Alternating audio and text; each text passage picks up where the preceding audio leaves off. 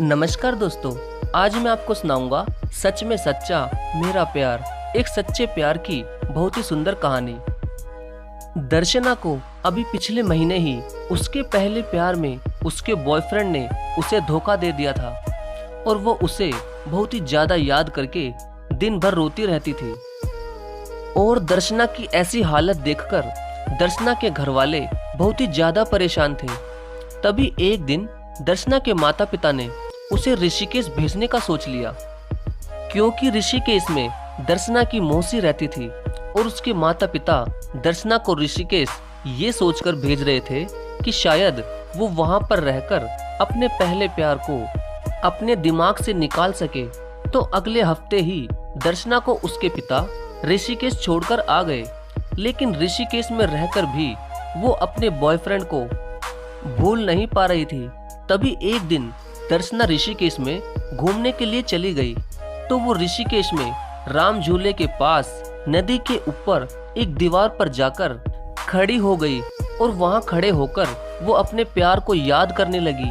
तभी वहां से एक राहुल नाम का लड़का गुजर रहा था, तो उसने दर्शना को वहां खड़े देखकर सोचा कि कहीं ये लड़की आत्महत्या तो नहीं करने वाली। तभी वो भागकर दर्शना के पास जाकर उसका हाथ पकड़कर जल्दी से उसे अपनी तरफ खींच लेता है। लेकिन जब राहुल दर्शना को अपने तरफ खींचता है तो उसका पैर एक पत्थर में अटक जाता है और वो दोनों ही एक दूसरे की बाहों में गिर जाते हैं और दर्शना के बाल राहुल के चेहरे पर गिरे होते हैं। तो जैसे ही वो दर्शना के बाल अपने चेहरे से हटाता है तो वो दर्शना को देखता ही रह जाता है और न जाने राहुल उसे देखकर किन ख्यालों में खो जाता है। और कहीं ना कहीं दर्शना को भी राहुल को देखकर बड़ा ही अजीब सा ही लगता है। तो अचानक दर्शना राहुल के ऊपर से खड़ी होती है और कहती है कि तुम कौन हो और तुमने मुझे इस तरह से क्यों खींचा। तो राहुल ने कहा कि तुम यहाँ से कूदकर आत्महत्या करने वाली थी, इसलिए मैंने तुमको अपनी तरफ खींचा। और तुम आत्महत्या क्यों करना चाहती थी? तभी दर्शना ने राहुल की कॉलर पकड़कर कहा कि तुम होते कौन हो मुझे बचाने वाले, मुझसे दूर रहो, समझे। इतना कहकर दर्शना वहां से जाने लगी, लेकिन अचानक ही दर्शना का दुपट्टा राहुल की बेल्ट में फंस गया और जैसे ही राहुल ने अपनी बेल्ट से दुपट्टा निकाला तो वैसे ही दुपट्टा ऋषिकेश की नदी में उड़ता हुआ चला गया। और दुपट्टा उड़ते ही दर्शना ने शर्म के मारे अपने दोनों हाथ अपने सीने पर रख लिए। ये देखकर राहुल को भी बड़ा ही बुरा लग रहा था और उसी वक्त उसने अपनी जैकेट निकाली और दर्शना से कहा कि प्लीज ये जैकेट ले लीजिए, लेकिन दर्शना ने उसकी जैकेट लेने से साफ मना कर दिया। राहुल ने फिर से कहा कि मैडम जैकेट ले लीजिए, वैसे भी आपके सूट का गला बहुत ही ज्यादा बड़ा है और मैं नहीं चाहता कि यहाँ मेरे प्यारे ऋषिकेश में आपको कोई भी गंदी नजरों से देखे। तभी दर्शना ने गुस्से में राहुल से कहा कि तुम मेरी इज्जत कर रहे हो या बेइज्जती? हर सूट का गला इतना ही बड़ा होता है, नहीं चाहिए मुझे तुम्हारी जैकेट। और गुस्से में दर्शना ने उसकी जैकेट नदी में फेंक दी और बिना चुन्नी के ही वो घर जाने लगी। लेकिन राहुल को बिल्कुल भी अच्छा नहीं लग रहा था और तभी वो भागकर एक दुकान से दर्शना के लिए चुन्नी खरीदकर उसे देने जाता है और दर्शना चुन्नी ले लेती है, क्योंकि उसे वहां हर कोई घूर घूर कर देख रहा था। तब दर्शना ने राहुल को थैंक्स कहा और उसे ये भी कहा कि इस चुन्नी के पैसे मैं कल आपको कहां पर देने आऊं। तो राहुल ने कहा अरे नहीं, इस चुन्नी के पैसे मुझे नहीं चाहिए, बस प्लीज मुझसे एक वादा करो कि आज के बाद चाहे तुम्हें कितनी भी परेशानी आ जाए, मगर तुम आत्महत्या करने की कभी भी मत सोचना। मुझे नहीं पता कि तुम्हारे जीवन की क्या परेशानी है और मुझे कोई हक भी नहीं है, लेकिन बस इतना याद रखना, इस दुनिया में हमें सबसे ज्यादा अपने माता पिता के प्यार को ही याद रखना चाहिए और सोचना चाहिए कि हमारे बाद हमारे माता पिता का क्या होगा। राहुल की इतनी अच्छी बात सुनकर दर्शना को बहुत ही अच्छा लगा और फिर वो वहां से जाने लगी। तभी राहुल ने कहा कि सुनो प्लीज अपना नाम तो बताती जाओ। तो दर्शना पलटती हुई कहती है कि मेरा नाम दर्शना है। तो राहुल खुश होता हुआ कहता है, और मेरा नाम राहुल है, मैं यहीं पास में ही रहता हूँ और हर रोज दिन में मैं यहीं आता हूँ, क्या आप फिर कभी मुझे मिलोगी? तो दर्शना ने कहा, देखेंगे। और ये कहकर वो वहां से चली गई। दर्शना तो चली गई, लेकिन शायद राहुल को वो अच्छी लगने लगी थी और कहीं ना कहीं दर्शना को भी राहुल की बातें बहुत ही अच्छी लगी थी। तो अगले दिन राहुल उसी जगह पर बैठा हुआ था जहां पर उसने दर्शना को बचाया था। तभी अचानक दर्शना भी वहां पर आ जाती है। राहुल दर्शना को देखकर बहुत ही ज्यादा खुश हो जाता है। तो राहुल उससे कहता है कि आओ दर्शना, यहाँ बैठो, देखो यहाँ कितनी अच्छी धूप आ रही है। तो दर्शना वहां पर बैठ जाती है। तो वो दोनों ही बहुत सारी बातें करते हैं और जैसे दर्शना राहुल से मिलकर अपने पहले बॉयफ्रेंड को बिल्कुल ही भूल चुकी हो। तभी कई दिनों तक वो दोनों ऐसे ही मिलते रहे और कहीं ना कहीं उन दोनों को ही एक दूसरे से बेहद प्यार हो चुका था। तभी अचानक राहुल ने दर्शना से कहा कि दर्शना, मैं तुमसे एक बात पूछूं? तो दर्शना ने मुस्कुराते हुए कहा, हाँ पूछो राहुल। तो राहुल ने कहा कि दर्शना, क्या तुमने पहले किसी से प्यार किया है? इतना सुनते ही दर्शना की आंखों में आंसू आ जाते हैं और वो वहां से बिना बोले ही जाने लगती है। लेकिन राहुल उसका हाथ पकड़ लेता है और वो उससे कहता है कि मुझे माफ कर दो दर्शना, अब मैं तुम्हें ऐसा सवाल कभी भी नहीं पूछूंगा। तभी दर्शना राहुल से रोते हुए कहती है कि राहुल, मैंने भी किसी लड़के से बेहद प्यार किया था, मगर उसने मुझे ऐन वक्त पर धोखा दे दिया और वो मुझे छोड़कर किसी और से प्यार करने लग गया। इतना कहकर दर्शना राहुल के कंधे पर सिर रखकर खूब रोने लग गई। तो राहुल ने उसे कहा कि दर्शना, तुम चिंता मत करो, तुम्हें तुम्हारे बॉयफ्रेंड ने धोखा दे दिया तो इसका मतलब ये नहीं कि तुम्हारी जिंदगी खत्म हो गई। तुम्हारे जीवन का सबसे बड़ा खजाना तुम्हारे माता पिता ही हैं और उनका प्यार तुम्हारे साथ हमेशा ही रहेगा।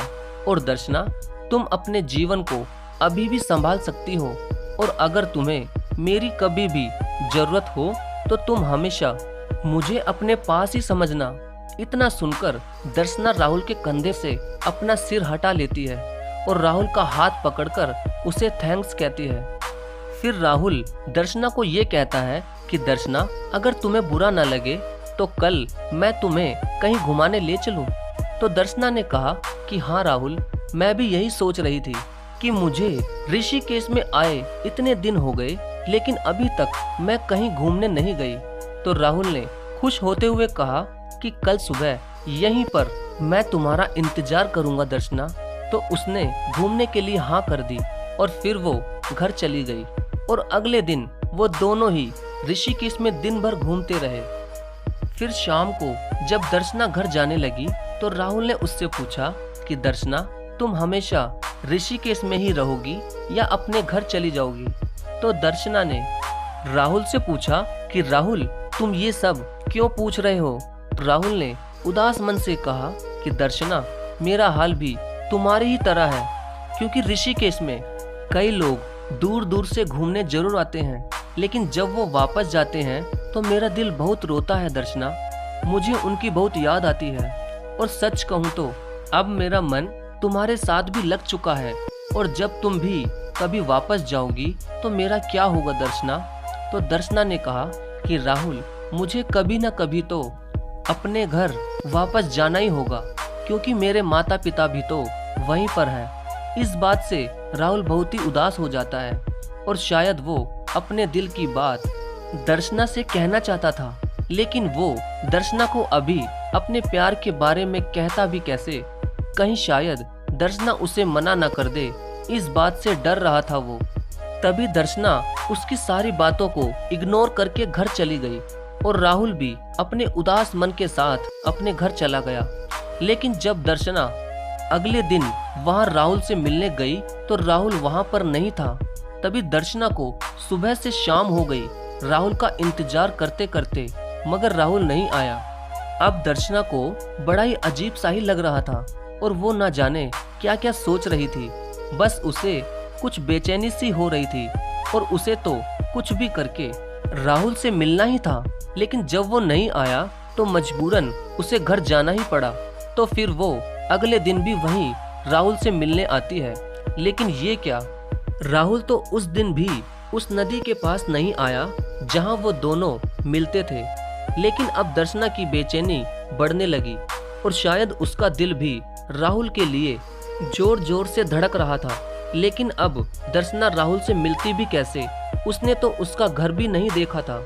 तभी दर्शना आंखों में आंसू लिए वही नदी के पास बैठ जाती है और वहां बैठकर वो ये सोच रही थी कि कहीं राहुल भी मुझे छोड़कर ना चला जाए। अब दर्शना बहुत ही दुखी हो रही थी कि अचानक उसने देखा कि वहीं पत्थर पर किसी चीज से राहुल का नाम और उसका फोन नंबर लिखा हुआ था और आई लव यू दर्शना भी लिखा हुआ था। ये देखकर दर्शना बहुत ही ज्यादा खुश हो जाती है और वो अपने आंसू पोंछते हुए जल्दी से उसे फोन करके वहीं बुला लेती है जहां वो अक्सर मिलते थे। और 15 से 20 मिनट में ही राहुल दर्शना के सामने पहुंच जाता है। तभी दर्शना राहुल को देखते ही उसके सीने से लिपट कर कहती है कि राहुल, तुम 2 दिनों से कहाँ थे? तो राहुल ने कहा कि दर्शना, मुझे तुमसे पहले दिन ही प्यार हो गया था और मैं ये सोच रहा था कि न जाने तुम मुझे पसंद भी करती हो या नहीं, इसलिए मैं बहुत ही ज्यादा उदास था और मैं यहाँ अपना नंबर भी लिख कर गया था ताकि तुम मुझे धोखेबाज ना कह सको। तो बोलो दर्शना, क्या तुम अपना पूरा जीवन इस गरीब के साथ बिताना पसंद करोगी?